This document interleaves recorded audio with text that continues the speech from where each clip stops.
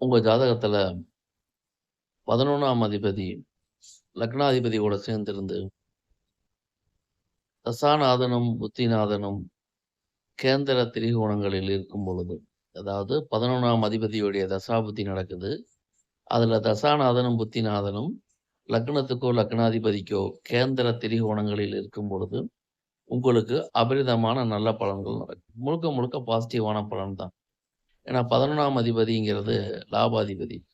அவரு லக்னத்துக்கு கேந்திர திரிகோணத்தில் இருந்தாலோ, லக்னாதிபதிக்கு கேந்திர திரிகோணத்தில் இருந்தாலோ, அல்லது 11ஆம் அதிபதி 11ஆம் இடத்திலே இருந்தாலோ, மிக மிக நல்ல பலன்கள் நடக்கும். இங்க நோட் பண்ண வேண்டிய ஒரு விஷயம் என்னன்னா, அந்த 11ஆம் இடம் ஜாதகருக்கு பாதகஸ்தானமாக இருக்கக்கூடாது. பாதகமில்லா 11 ஜாதகரை நிச்சயமாக நல்ல பலன்களை கொடுக்கும். நல்ல பலன்கள் அப்படிங்கிறது, அவர் வாழ்க்கையில தேவையான அனைத்து விஷயங்களுமே தங்குதடை இல்லாமல் கிடைக்கும். இவை பொதுவான தகவல்கள்.